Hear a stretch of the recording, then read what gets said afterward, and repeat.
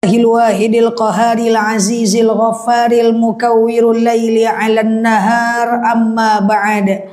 Ibu-ibu yang saya sayangi karena Allah, alhamdulillah Allah hadirkan kita dalam majelis ini. Sebelum kita mulai kajian kita berdoa kepada Allah, semoga siapapun kita yang hadir dalam majelis ini, insya Allah Allah sehatkan badan kita, Allah kuatkan jasad kita, Allah tambah ruh keimanan kita, Allah luaskan rezeki kita, Allah angkat segala masalah kita, Allah jauhkan kita dari orang-orang zalim, Allah matikan kita dalam keadaan husnul khatimah, amin, Allahumma amin. Ibu-ibu semua sehat? Alhamdulillah. Selanjutnya salatan salaman daimaini mutalazimaini ala nabiyina Muhammad ibn Abdillah.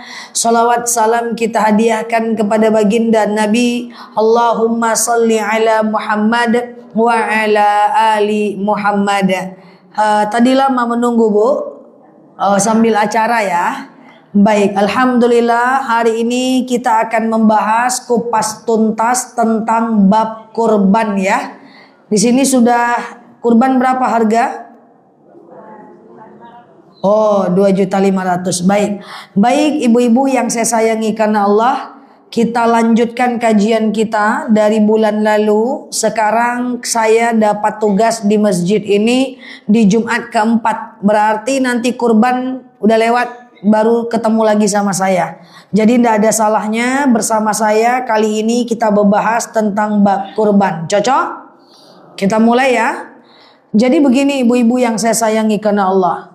Nabi Ibrahim itu awalnya punya istri namanya Siti Saroh.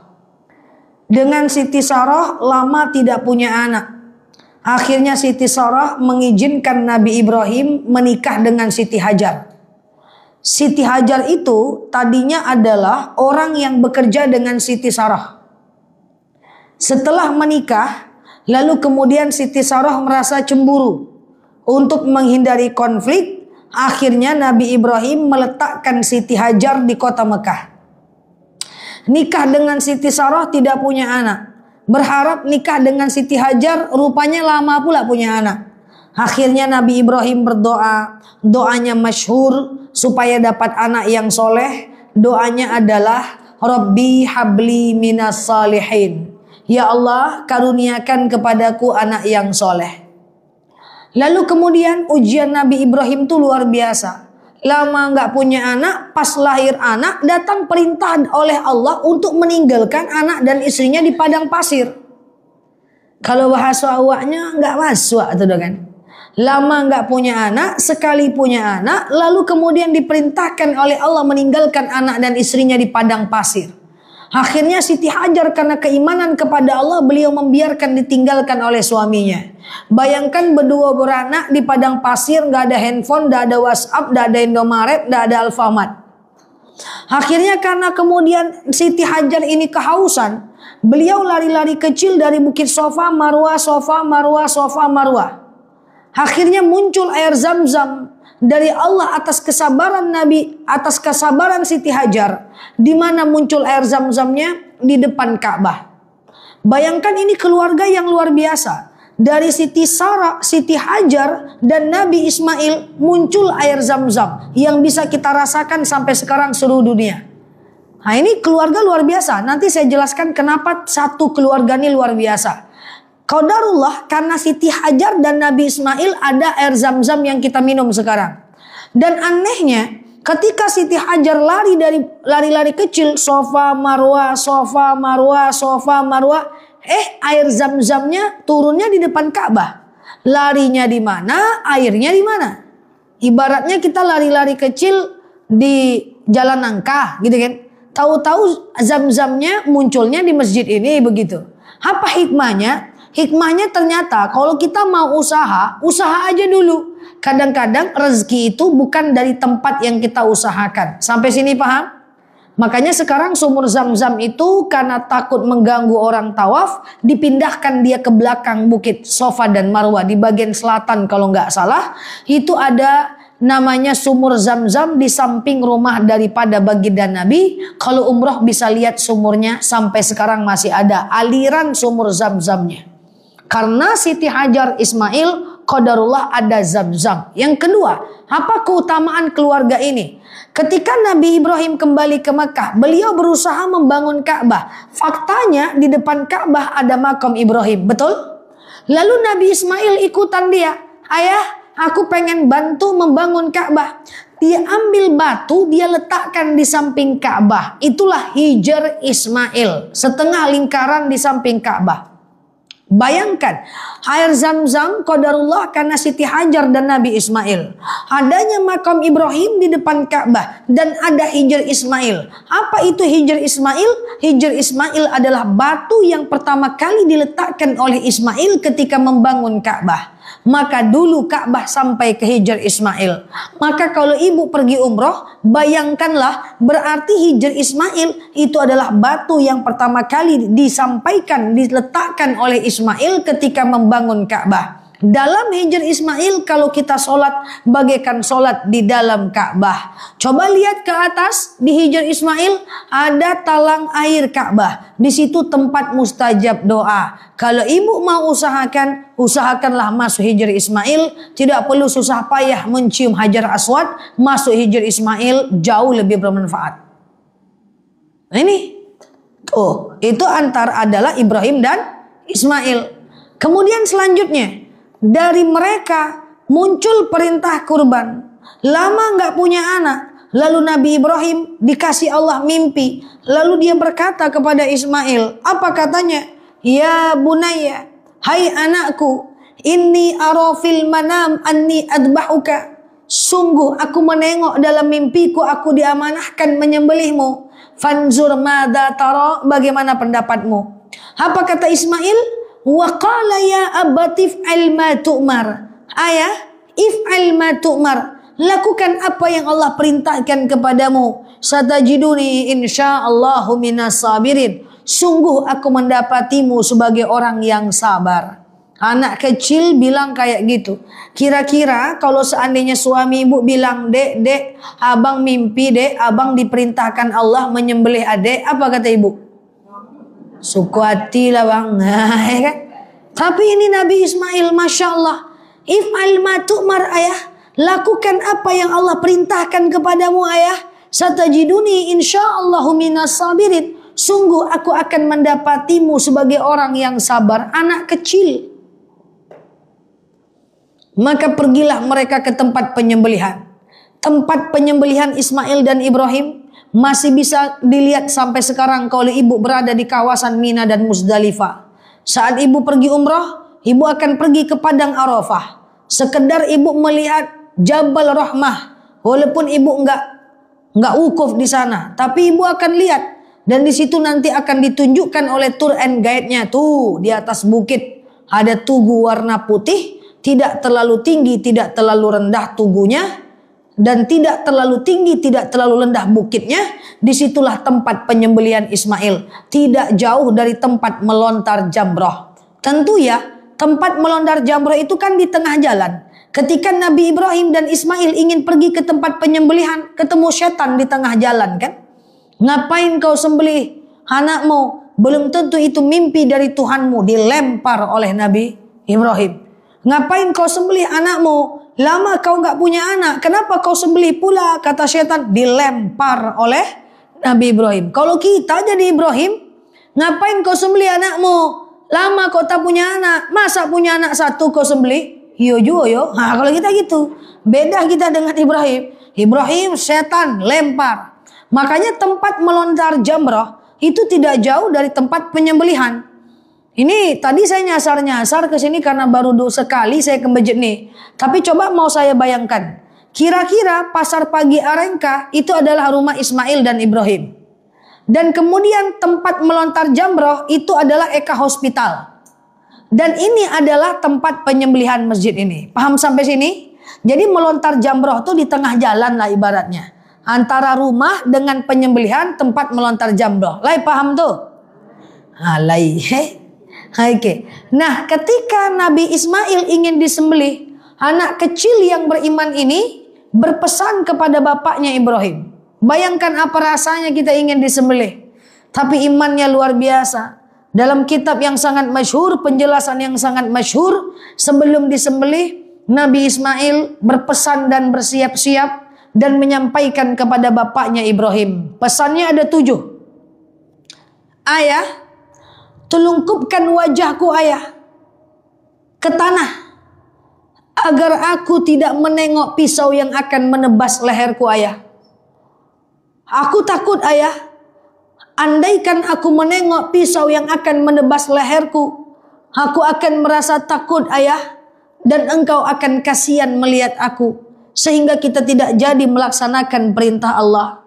Telungkupkan wajahku ayah, agar aku tidak merasakan takut.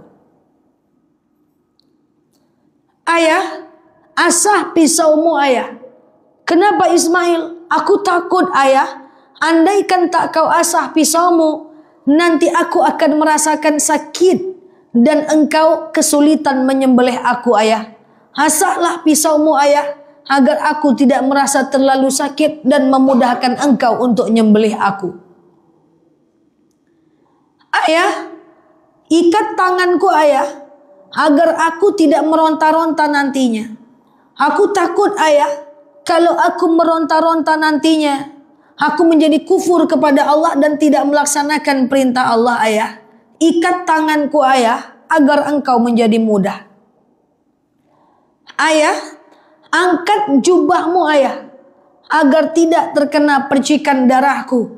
Kenapa Ismail? Aku takut ayah, andaikan jubahmu terkena percikan darahku, nyampai di rumah dilihat oleh ibu, sehingga ibu teringat-ingat kepadaku ayah.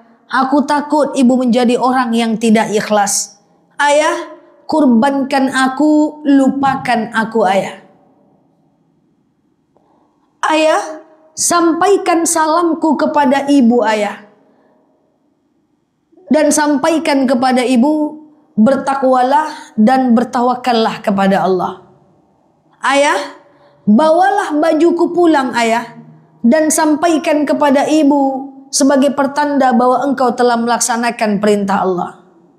Ayah, jangan dekatkan anak kecil kepada ibu ayah, karena ketika ibu melihat anak kecil, ibu akan teringat-ingat kepadaku, sehingga ibu menjadi orang yang tidak ikhlas ayah. Ini adalah pesan Ismail kepada Ibrahim ketika akan disembelih. Luar biasa. Seorang anak kecil menyampaikan perintah sedemikian rupa. Lalu kemudian Nabi Ibrahim cuma berkata, baik nak. Dan dia sembelih anaknya dengan tangannya sendiri. Akhirnya ternyata itu cuma ujian dari Allah. Allah hanya ingin melihat keimanan Nabi Ibrahim. Memang Nabi Ibrahim ini keimanannya luar biasa. Makanya beliau itu dikenal Abul Anbiya, bapaknya para nabi. Lama nggak punya anak, sekali punya anak, banyak keturunan para nabi. Maka ketika Ismail lahir, Siti Sarah melahirkan Nabi Ishak dan nabi-nabi berikutnya. Makanya kalau ada rezeki, pergilah ke makam Ibrahim yang ada di Palestina. Para nabi, keturunan nabi banyak di sana dimakamkan. Itu Masya Allah. Ibu-ibu yang saya sayangi karena Allah, memang Nabi Ibrahim ini hidupnya, kalau kita baca sejarah, kasihan kita. Lama nggak punya anak disuruh meninggalkan di kota yang tandus. Pas balik disuruh menyembelih anak. Coba tuh gimana coba kalau kita macam di posisi dia. Bahkan Nabi Ibrahim pernah ingin dibakar hidup oleh Raja Namrud. Maka kemudian qulna ya naru kuni bardaw wa salama ala Ibrahim. Hai api, kau dinginlah untuk Nabi Ibrahim. Masya Allah.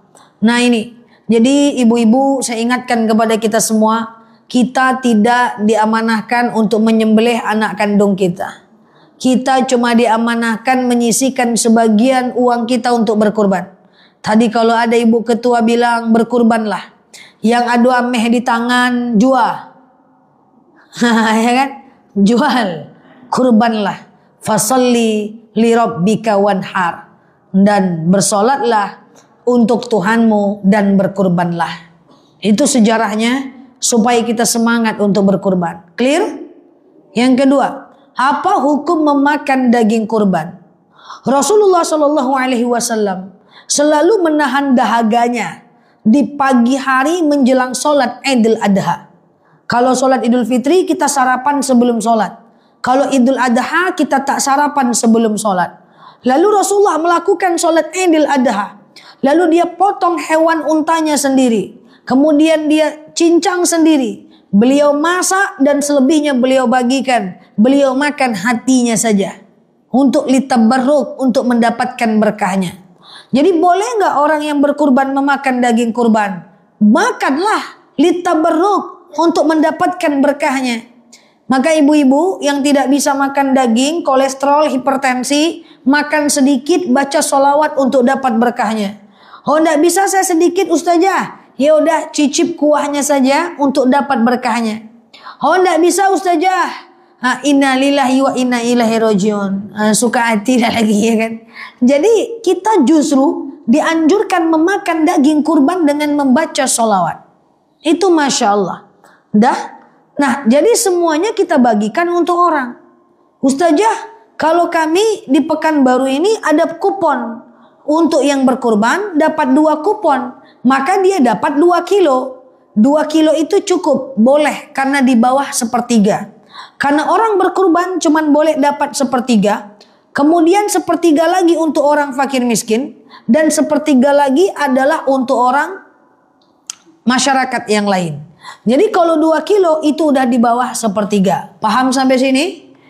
Boleh nggak daging kurban itu dimakan hari ke-4, 5, 6, 7, 8 sampai setahun 2 tahun lah mencigok-cigoknya dalam kulkas tuh. Nggak jadi masak-masak. Ada bilo lambo dimasak ya. Maka boleh saja. Yang penting ada orang lain yang sudah dapatkan semuanya. Sampai sini clear? Clear? Jadi daging kurban boleh dimakan. Yang tidak boleh dimakan adalah daging kurban yang kita nazarkan. Contoh, misalnya ibu bernazar, ya Allah, kalau saya nikah lagi tahun ini, enggak ya. Kalau saya punya cucu tahun ini, maka tahun depan saya akan berkurban. Rupanya punya cucu ibu tahun ini. Tahun depan ibu kurban, tapi kurbannya nazar. Sampai sini paham? Maka kalau kurbannya kurban nazar, ibu ngomong dengan panitia. Panitia. Apa tuh? Panitia, ini adalah kurban nazarku ya. Artinya tandai wajahku, tandai wajah kurbannya. Mirip-mirip nggak? Enggak ya. Maksudnya gini Bu, maksudnya gini. Tandai bahwa ini daging kurbanku. Nanti dipisahkan. Ini kurban nazar semuanya harus untuk orang. Nanti kalau saya dapat kupon kurban, jangan kasih hewan ini sama saya.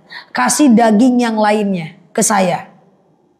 Jadi biasanya panitia paham yang kurban nazar dia akan pisahkan. Jangan sampai itu dikembalikan lagi kepada ahlul nazar. Itu tidak boleh.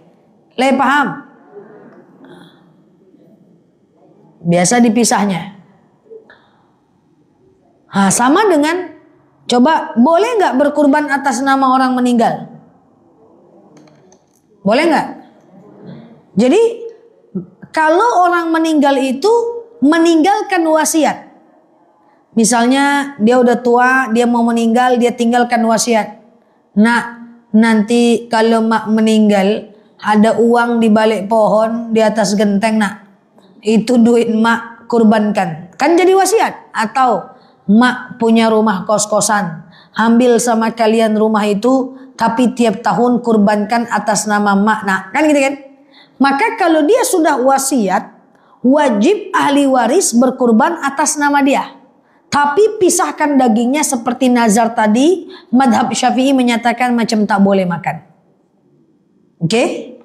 Lalu bagaimana pula kalau yang berwasiat, yang meninggal tidak meninggalkan wasiat? Kalau yang meninggal tidak meninggalkan wasiat, maka dalam madhab Syafi'i berbeda pendapat. Ada yang mengatakan tidak patut dikurbankan karena Rasulullah tidak menganjurkan. Ada yang mengatakan patut dikurbankan, boleh dikurbankan karena itu bagian sedekah. Jadi boleh tidak berkurban atas nama orang meninggal? Boleh, ada ulama yang membolehkan. Tapi kalau ibu tanya lagi, mana lebih baik berkurban atas nama kita atau berkurban atas nama orang meninggal? Lebih baik berkurban atas nama orang hidup. Kenapa? Kalau berkurban atas nama orang hidup bisa berdoa dan orang hidup bisa mendoakan pahalanya untuk orang yang berkurban. Nanti saat proses pemotongan berdoa, ya Allah, saya berkurban. Dengan kurban ini dapatlah mak saya pahalanya, anak saya, cucu saya, cicit saya. Insya Allah bisa. Tapi kalau mau berkurban atas nama orang meninggal juga boleh. Tapi kalau mau, boleh lebih baik atas nama kita. Sampai sini paham? Oke. Selanjutnya, boleh tidak menjual hewan kurban itu? Misalnya panitia, kulitnya dijual atau tulangnya dijual untuk upah panitia.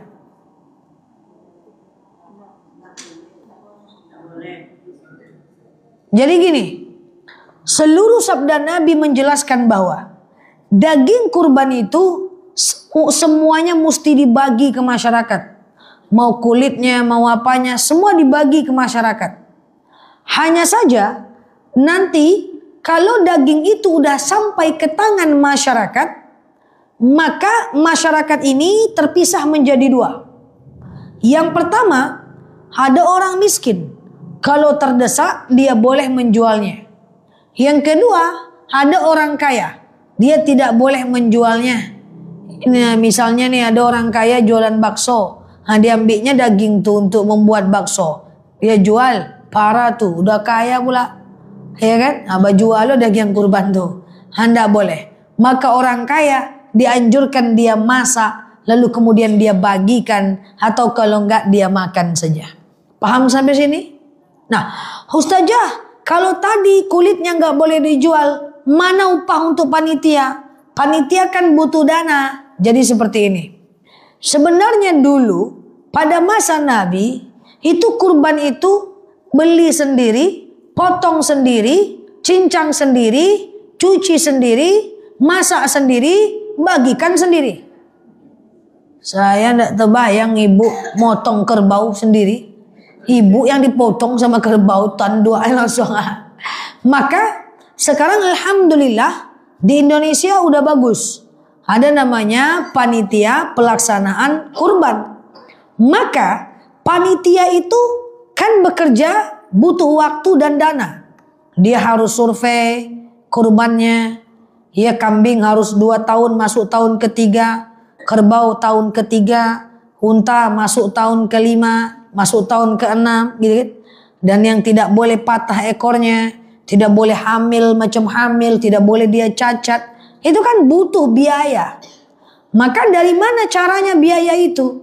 Maka tidak bisa dari penjualan hewan kurban. Caranya seperti ini. Itu saya misalnya panitia. Berapa Ustazah?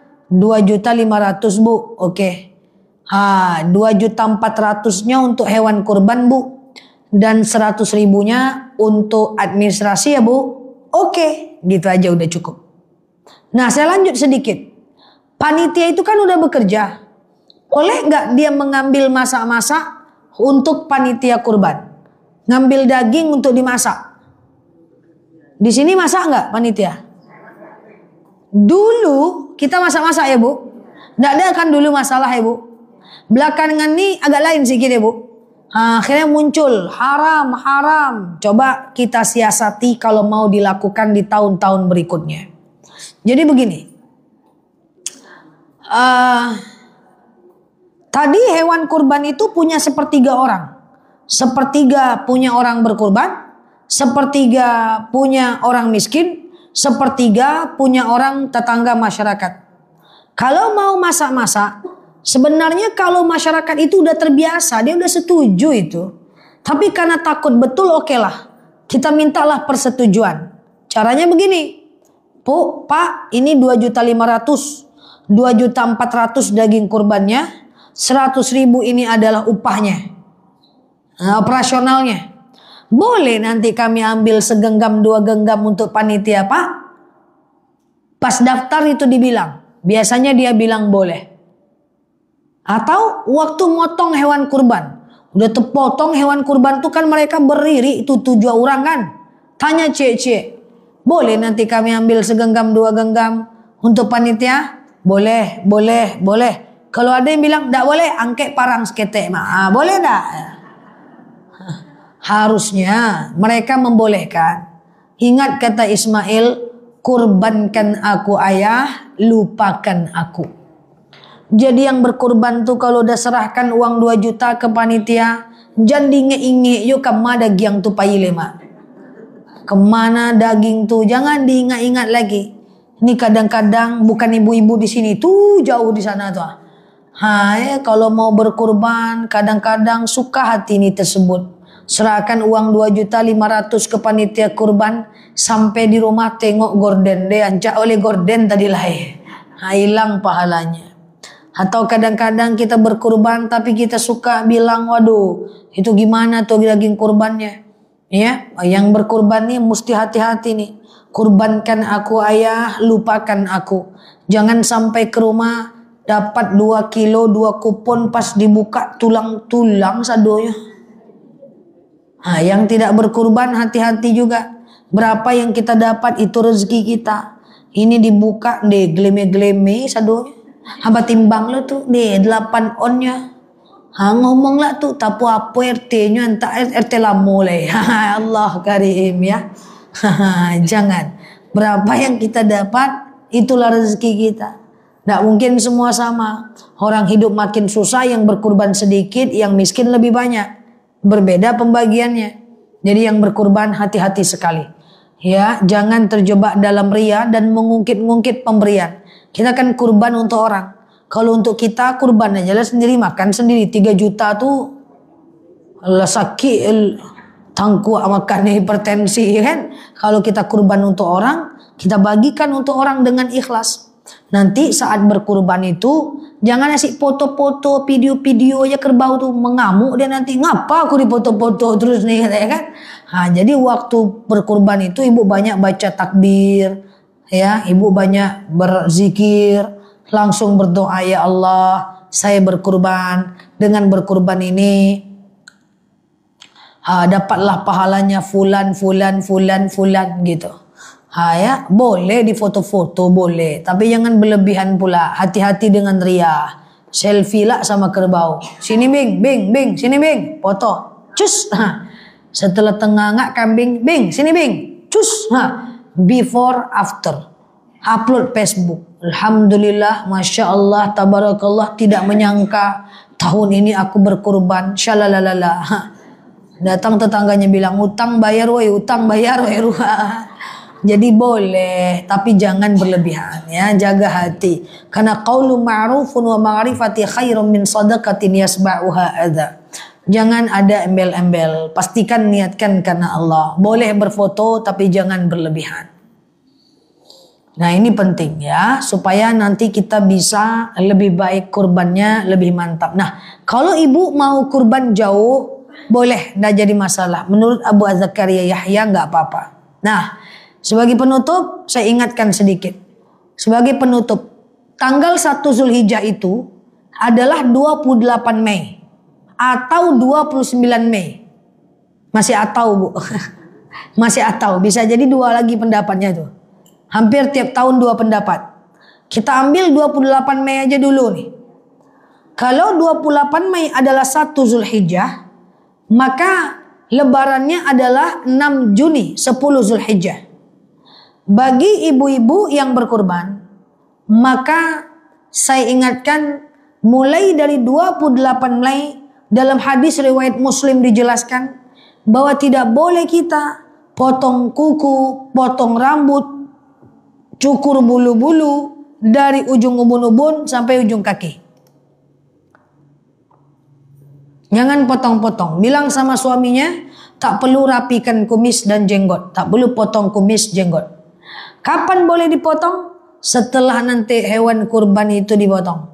Maka kita pulang ke rumah, menghadap kiblat, lalu kita potonglah kuku, kita potonglah kuku kaki, dan kita potonglah rambut dan bulu-bulu itu kalau ada.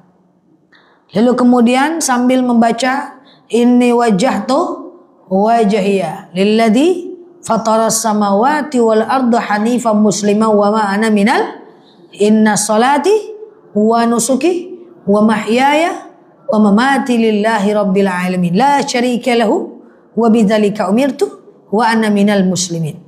Kita udah serahkan semua kepada Allah, kita memotong itu untuk menggugurkan dosa-dosa kita. Boleh nggak sih berkurban atas nama suami, atas nama istri? Nggak apa-apa. Yang penting bilang sama yang berkurban itu, yang dilarang potong kuku itu adalah dia. Dan yang dianjurkan mendoakan adalah dia. Dia kalau suaminya berkurban ya dia doakan pahalanya untuk istri dan anaknya. Karena itu yang dilakukan oleh baginda Nabi. Sekali beliau berkurban, beliau doakan banyak orang. Insya Allah. Semoga Allah mudahkan rezeki kita untuk senantiasa berkurban. Amin Allahumma amin. Demikian dari saya. Semoga sudah paham ya. Oke, wallahu a'lam bishawab, dan kita tutup ala hazihi niyah al-Fatihah.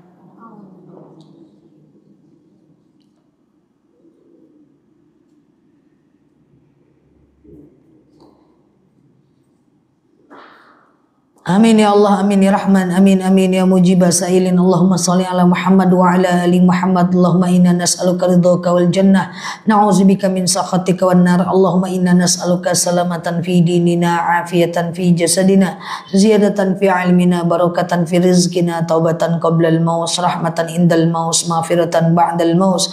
Allahumma hawin alaina fi sakaratil maut, najatan minan nari wal afwa indal hisab.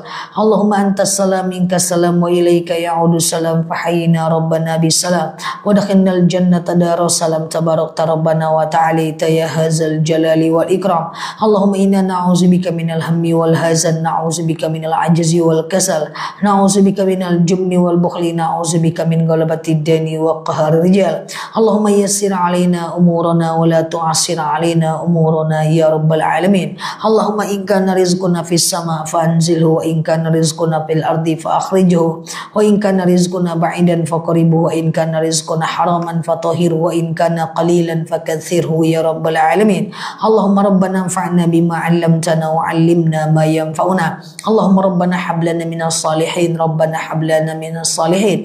Allahumma yassir 'alaina umurana wa la tu'assir 'alaina umurana ya rabbal alamin. Allahumma ansur ikhwanana mujahidina fi Palestin. Allahumma ansur ikhwanana mujahidina fi Iraq. Allahumma ansur ikhwanana mujahidina fi Mesir. Allahumma ansur ikhwanana mujahidina fi Indonesia ya rabbal alamin. Allahumma stajib du'ana ya Allah, stajib du'ana ya Rahman ya Rahim ya mujibas sailin. Allahumma salli ala Muhammad wa ala ali Muhammad. Subhana rabbika rabbil izzati amma yasifun, salamun alal mursalin, hamdulillahi rabbil alamin. Wallahu alam bisawab. Usikum wa nafsi bitaqwallah, wallahul muwaffiq ila aqwamit thoriq. Assalamualaikum warahmatullahi wabarakatuh.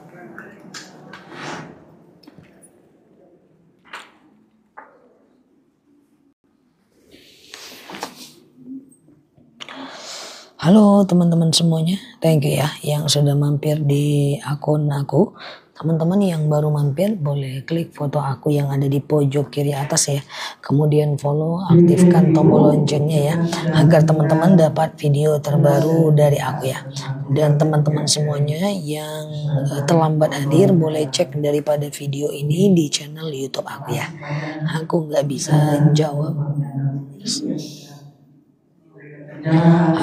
jawab pertanyaan teman-teman saat lagi ceramah. Nanti malam di jam 8:15 kita ngobrol lagi ya. Oke, siap. Ya, jam 8:15 nanti malam kita ngobrol lagi ya. Oke, kita tutup dulu ya teman-teman ya. Oke, ya, yang terlambat boleh lihat di channel YouTube ya. Oke, sehat selalu ya. Kita tutup dulu ya teman-teman. Thank you yang sudah tap layar, yang sudah nge-give, yang sudah komen, yang sudah bantu-bantu jawab. Oke, gitulah pokoknya. Nge-like lagi teman-teman, nge-like lagi guys. Oke, aku tutup dulu ya teman-teman ya. Oke, assalamualaikum warahmatullahi wabarakatuh. Bye bye. Nge-like lagi guys, nge-like lagi. Ya, nge-like lagi ya. Oke. Ya, nge-like lagi. Ya, aku tutup dulu ya. Sampai ketemu nanti malam ya jam 8 ya. Bye bye. Nah, makasih ya.